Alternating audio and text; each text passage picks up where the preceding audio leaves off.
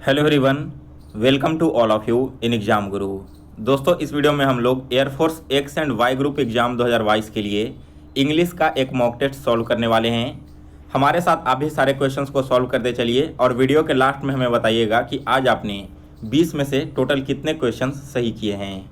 दोस्तों, अगर आप आज के मॉक टेस्ट का PDF डाउनलोड करना चाहते हो तो PDF डाउनलोड करने का डायरेक्ट लिंक आपको वीडियो के डिस्क्रिप्शन बॉक्स में मिल जाएगा, वहाँ से आप इसे डाउनलोड कर लेना। इसके अलावा जिन लोगों को Indian air force Y group exam के लिए जीके का ईबुक PDF डाउनलोड करना है तो उसका भी डायरेक्ट लिंक मैंने वीडियो के डिस्क्रिप्शन बॉक्स में दे दिया है। उस ईबुक में आपको 10,000 से भी ज़्यादा जीके के क्वेश्चंस कंपाइल्ड वे में मिल जाएंगे। वीडियो स्टार्ट करने से पहले दोस्तों, अगर आपने इस चैनल को अभी तक सब्सक्राइब नहीं किया है तो इसे अभी सब्सक्राइब कर लें और साथ में बेल नोटिफिकेशन को भी ऑन कर लें, ताकि जितने भी मैं वीडियोज अपलोड करूँ उन सभी का नोटिफिकेशन आप तक सबसे पहले पहुँच जाए। चलिए दोस्तों, अब आज का वीडियो स्टार्ट करते हैं। सो गाइज, यहाँ पर क्वेश्चन नंबर 1 से 4 तक आपके पैसे से रिलेटेड क्वेश्चन हैं, जिसे हम सबसे लास्ट में देखेंगे। तो स्टार्ट करते हैं क्वेश्चन नंबर 5 से। 5th क्वेश्चन में पूछा गया है स्पॉट द मिसस्पेल्ड वर्ड, यानी कि यहाँ पर 4 वर्ड्स दिए गए हैं। इनमें से 3 वर्ड का स्पेलिंग करेक्ट है, 1 वर्ड का स्पेलिंग गलत है। आपको बताना है कि उस गलत जो वर्ड है उसका करेक्ट स्पेलिंग क्या होगा। तो देखो, यहाँ पर रिजर्वर, आर्सेनल एंड क्रीच, इन तीनों का मीनिंग बिल्कुल करेक्ट दिया गया है और फेनेज का मीनिंग यहाँ पर गलत है। इसका करेक्ट स्पेलिंग है दोस्तों, क्या होगा? ORPHANAGE।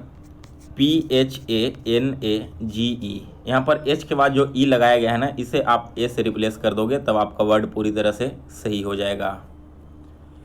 इसके बाद अगला क्वेश्चन है question number 6। Change the following into passive form. Active से आपको पैसिव में बदलना है। आई मस्ट डू इट, यानी कि मैं इसे कर सकता हूँ, तो इसका पैसिव होगा यह मेरे द्वारा किया जाना चाहिए। सबसे पहले दोस्तों आई मस्ट है, तो इसे हम कन्वर्ट कर देंगे इट मस्ट में, और यहाँ पर वी का यूज होगा। It must be done by me. That means कि ऑप्शन सी इस क्वेश्चन का करेक्ट आंसर है। इसके बाद अगला क्वेश्चन है 7 number. Change the narration of the following. Mohan said he is dead.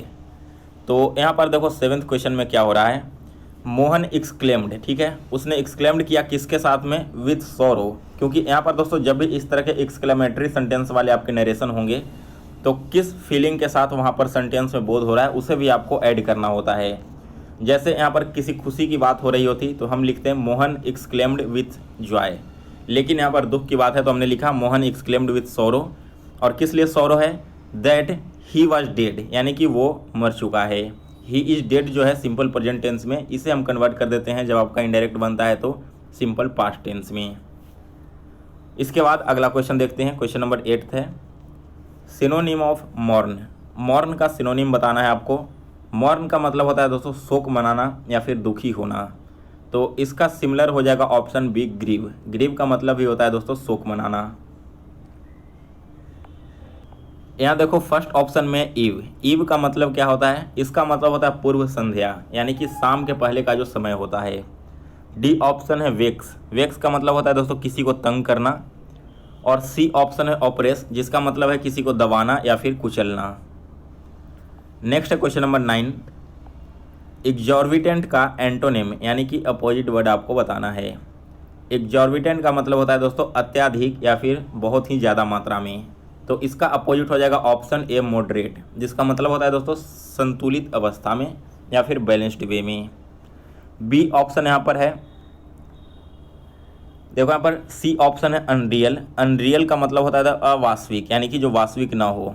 D option है इन्वेंटेड, जिसका मतलब होता है आविष्कार किया हुआ। नेक्स्ट इसके बाद अगला क्वेश्चन देखते हैं, क्वेश्चन नंबर 10 है टू पे लिप सर्विस का मतलब क्या होता है? टू पे लिप सर्विस, इसका मतलब है दोस्तों to show only outward respect, यानी कि केवल बाहरी दिखावा करना, ठीक है। नेक्स्ट क्वेश्चन नंबर 11 है प्रोफेट का फेमिनिन आपको बताना है। तो प्रोफेट का फेमिनिन होता है दोस्तों प्रोफेटेस। दैट मीन्स कि ऑप्शन डी इस क्वेश्चन का करेक्ट आंसर है। अगला क्वेश्चन है 12 number. Plural of spy is. Spy का प्लूरल बताना है, तो यह होता है दोस्तों स्पाइज, यानी कि बी ऑप्शन इस क्वेश्चन का करेक्ट आंसर है। जब भी दोस्तों आपके लास्ट में वाई आ रहा हो और इसके पहले अगर कॉन्सोनेंट लगा हो तो हम क्या करते हैं, वाई को रिमूव करके IES ऐड कर देते हैं, किसी भी वर्ड का प्लूरल बनाने के लिए। तो सिमिलर यहाँ पर स्पाई के साथ किया गया है। आपने देखा कि स्पाई में सबसे लास्ट में वाई है और इससे पहले कॉन्सोनेंट है, तो हम क्या करेंगे, एस और पी को वैसे ही लिख दिया, वाई को हटाकर आई ई एस ऐड कर दिया है। इस तरह से आपके बी ऑप्शन क्वेश्चन नंबर 12 का करेक्ट है। नेक्स्ट है इसके बाद question number 13, adjective of mind is, mind का एडजेक्टिव बताना है, तो यह होता है दोस्तों मेंटल, यानी कि बी ऑप्शन करेक्ट आंसर है। अगला क्वेश्चन है 14 नंबर, past participle of sack, sack का पास्ट पार्टिसिपल बताना है, तो यह होगा सेकेंड। दैट मीन्स कि ऑप्शन सी इस क्वेश्चन का करेक्ट आंसर है। दोस्तों मैं बात करूँ आपके पेपर में वोकैब की, तो वोकैब से आपके लगभग 4 से 5 क्वेश्चन आएंगे, जिसमें आपका एक एंटोनिम और सिनोनिम तो कन्फर्म रहेगा। इसके अलावा आपसे या तो किसी वर्ड का प्लूरल पूछ लिया जा सकता है, या फिर उसका एडजेक्टिव पूछ लिया जा सकता है, या फिर उसका पास्ट पार्टिसिपल पूछ लिया जा सकता है। तो जितने भी इंपॉर्टेंट वर्ड्स बनते हैं उन सभी का plural, adjective and past participle आप लोग जरूर याद करके जाना। आगे बढ़ते हैं और देखते हैं अगला क्वेश्चन। तो नेक्स्ट है question number 15, give one word for the following. यहाँ पर आपको वन वर्ड बताना है, अ हैबिचुअल ड्रंकयार्ड, यानी कि दोस्तों जो हमेशा पीता हो, जिसे हम शराबी बोलते हैं। तो इसके लिए वन वर्ड यूज किया जाएगा शॉर्ट का, यानी कि बी ऑप्शन इस क्वेश्चन का करेक्ट आंसर है। नेक्स्ट है इसके बाद अगला क्वेश्चन, क्वेश्चन नंबर 16 से 20 में आपको खाली स्थान को फिल करना होगा प्रीपोजिशन, आर्टिकल वगैरह यूज करके। तो क्वेश्चन नंबर 16 है, I have also thought dash studying monastery, यानी कि मैंने मोनेस्ट्री पढ़ने के बारे में भी सोचा। ठीक है, यह आपका पूरा सेंटेंस होगा। तो यहाँ पर किसके बारे में सोचा जा रहा है, मोनेस्ट्री पढ़ने के बारे में। तो के बारे में के लिए हम कौन सा वर्ड यूज करेंगे, इसके लिए यूज किया जाएगा अबाउट का, इसलिए 16th क्वेश्चन का सी ऑप्शन करेक्ट आंसर है। I have also thought about studying monastery. अगला क्वेश्चन है 17 number, dash he a prince. यहाँ पर देखो एक्सक्लेमेटरी सेंटेंस जब भी हो ना, तो इस तरह के वर्ड में हम लोग क्या करते हैं, प्लूरल हेल्पिंग वर्ड का यूज करते हैं, और प्लूरल में भी पास्ट हेल्पिंग वर्ब का। तो 17th क्वेश्चन में वेयर का यूज किया जाएगा, वेयर ही अ प्रिंस। यहाँ पर आप लोग ही देखकर यहाँ पर वाज का यूज मत कर देना, अदरवाइज आपका सेंटेंस गलत हो जाएगा। या फिर आपके सेंटेंस कुछ इस तरह से दिए हुए रहें जिसमें आपकी कोई कल्पना की हुई रहे। जैसे मान लो कि यदि मैं पंछी होता तो मैं हवाओं में उड़ सकता था। तो इस वर्ड सेंटेंस को अगर हम इंग्लिश में लिखेंगे तो इस तरह से लिखा जाएगा, if I were a word. ठीक है, यहाँ पर वेयर का यूज किया जाएगा, if I were a word I can fly in the sky. यहाँ पर जब भी आप यूज करो इस तरह के सेंटेंस में, तो हमेशा से पास्ट टेंस का यूज करना है, और उसमें भी आपको प्लूरल फॉर्म का यूज करना है। आगे बढ़ते हैं अब अगले क्वेश्चन की ओर। Next question number 18, this is for dash sale, यानी कि यह बिकने के लिए है। तो देखो दोस्तों, इस तरह के सेंटेंस में आपको किसी भी तरह का आर्टिकल यूज नहीं करना। डी ऑप्शन इस क्वेश्चन का करेक्ट आंसर है, यहाँ पर नो आर्टिकल लगेगा। 19th क्वेश्चन है, विच ऑफ देम डैश मोहन, यानी कि उनमें से मोहन कौन है।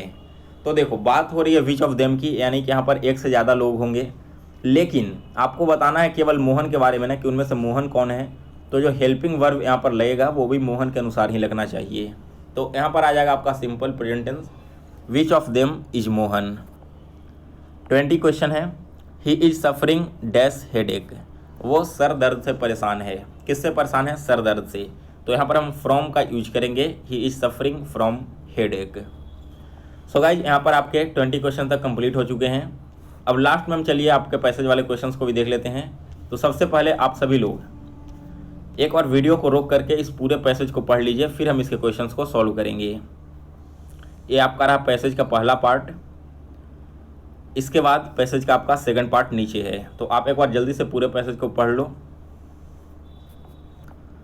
चलिए अब क्वेश्चंस देखते हैं। तो पहला क्वेश्चन है, what does the author mean by the term 9 pin bowling as used in the passage. Passage में एक टर्म यूज किया गया है, आप यहाँ पर देख सकते हो, राउंड्स ऑफ 9 पिन बॉलिंग। आपको बताना है कि इसका मतलब क्या होता है। तो 9 पिन बॉलिंग, इसका मतलब होता है दोस्तों, playing a different game called bowling in which a player has to hit 9 pins, यानी कि एक अलग गेम जिसमें प्लेयर को 9 पिन्स को हिट करना होता है। सेकंड क्वेश्चन है, Carlsen's practice of living his table and doing some other activities shows that. यह क्या शो करता है? तो यह शो करता है कि he has high concentration and handles his pressure well. यह भी आपको लास्ट वाले पार्ट में मिल जाएगा कि वो प्रैक्टिस के दौरान अपना टेबल छोड़ के बाहर जाते हैं, किसी अदर एक्टिविटीज़ में इन्वॉल्व होते हैं, जिससे कि आपका कंसंट्रेशन और हाई हो सके। तीसरा क्वेश्चन है, according to the passage the relation between Carlsen and Anand is such that. Passage के अनुसार कार्लसन और आनंद के बीच कैसा रिश्ता है?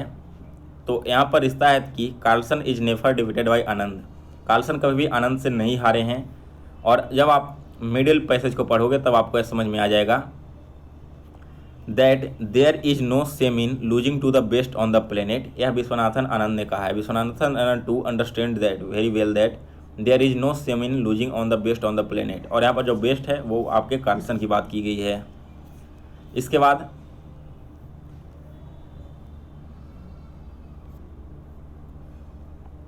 अगला क्वेश्चन है 4 number, according to the passage. Passage के अनुसार इनमें से कौन सा स्टेटमेंट सही है?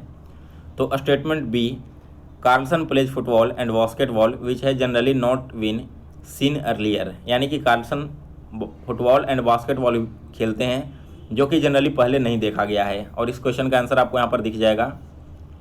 देखो, unlike many of his great preceders, यानी कि उनके जो भी प्रीसीडर्स हुए उनके अपोजिट, यानी कि उनसे बिल्कुल अलग हटके Carlsen finds to time to play football and basketball. So guys, इसी के साथ आपके टोटल 20 क्वेश्चन सही हो चुके हैं। अब आप हमें कमेंट करके बताना कि आज आपने 20 में से कितने क्वेश्चन सही किए हैं। और अगर आपको वीडियो पसंद आया हो तो इसे लाइक करें और ज़्यादा से ज़्यादा लोगों तक इस वीडियो को शेयर करें।